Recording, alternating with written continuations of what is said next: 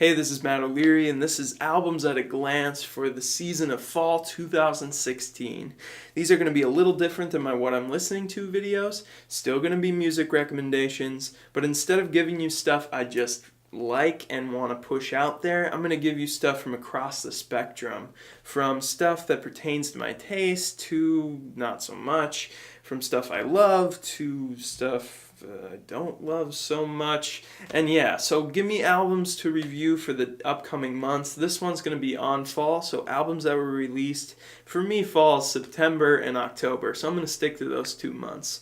Yeah, let me know what you think of this format change, and let's get it going. First up's the debut album from Oliver Hugh Perry out of Australia, and he's going by the moniker DD Dumbo. This album's called Utopia Defeated. It's getting a ton of hype right now. I think it's all justified. I mean, I'm really enjoying this thing. There are a ton of cool experimental pop sounds on it. I think every element here is equally strong, from the globally informed instrumentals to the soulful vocals.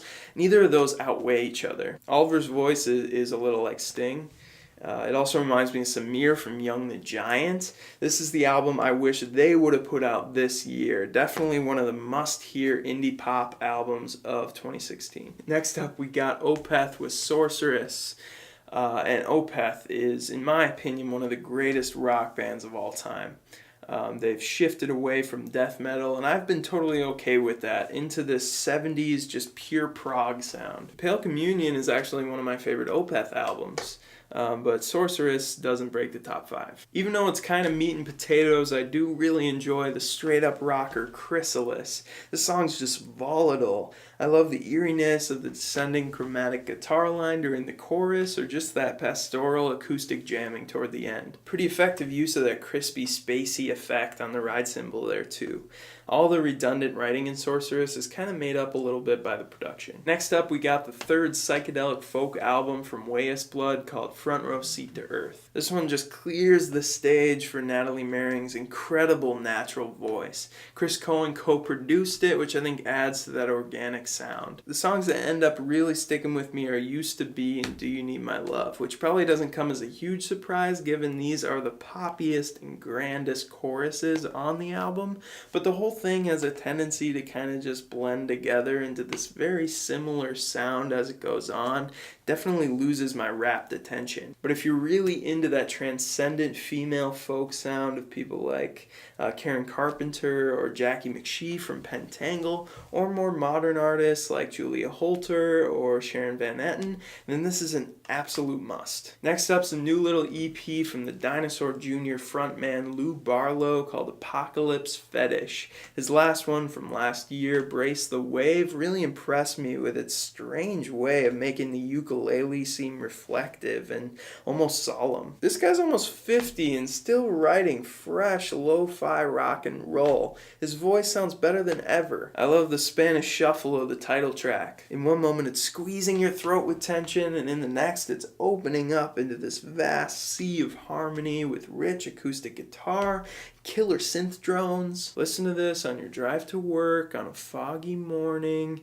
Perfect. Alright, we got C. Duncan's second album, Midnight Sun. C. Duncan's a Scottish bedroom artist, particularly adept at composing these thick choral vocal harmonies on top of glistening electronic dream pop. This album's not as scatterbrained as the first, but almost worse because of it. He decided to really focus on this almost chill wave sound with pretty much exclusively computerized beats. The album's got a real sparkle to it, which makes it perfect for the winter time in my opinion.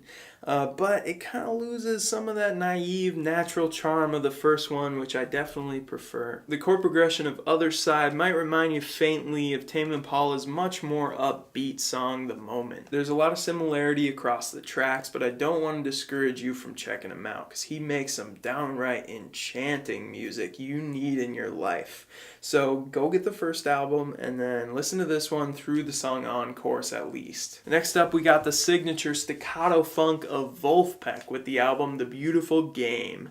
We got cheeky lyrics on this thing. We got the man who holds it all together, bassist Joe Dart. Oh, praise be. I've been listening a lot to that new Animals as Leaders album, so it's really nice to go back to Vulfpeck, expert musicians who don't take themselves too seriously. Every complexity is just a means to enhance the funk. If you like that feel-good, easy-listening dance music that's not at all brainless and from time to time mock sports, yeah, Vulfpeck's your new favorite band. Alright, we got a big name here. It's Boney Bear with 22 A Million. As big of a mark as just 2 Boney Bear albums have had on the collective indie folk consciousness, I've always been a little perplexed at just the relentless adoration this guy garners. And it boils down to this.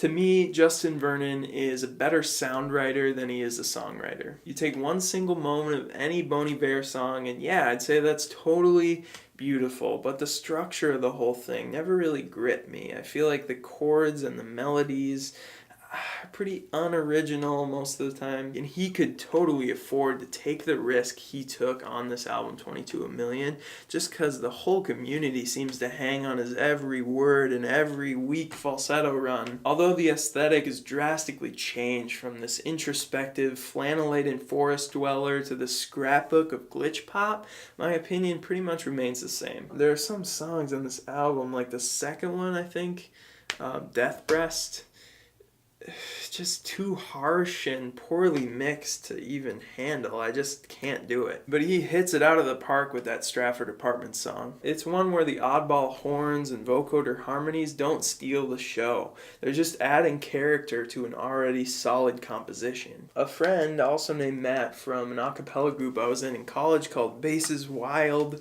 did a sick cover of Creeks. I'll link that down in the description box. 8-bit enthusiasts ditch the chip tune in favor of this proggy pop punk indie sound, crying with Beyond the Fleeting Gales. I have not stopped listening to this album since I found it. Thank you, Anthony Fantano. My friend Max probably said it best. It's a magical roller coaster ride through the sky. It's kind of like Deerhoof vocally, but also in style. Sweet, but explosive. Also, vocally, it reminds me of Speedy Ortiz and their lead woman, Sadie Dupuis. There's a reason that great video games often have such memorable music, and it's because they hire these fantastic composers for the job. And Crying's a band that doesn't just play the part. This is full-on Mario Galaxy if Mario went edgy and started playing a Fender Jaguar. I hear everything from One Direction to Van Halen or Rush on this thing.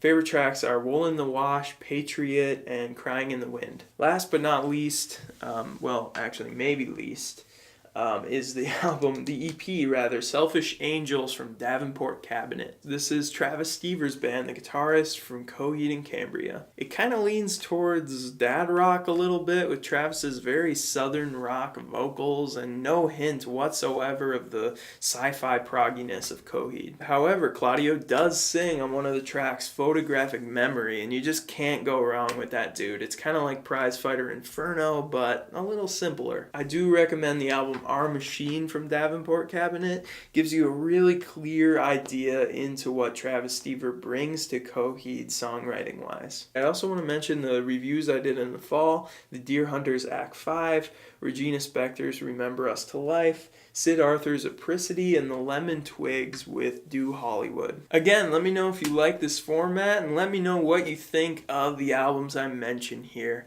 Love, joy, peace, patience, kindness, goodness, and self-control. Thank you so much for watching, and see you later.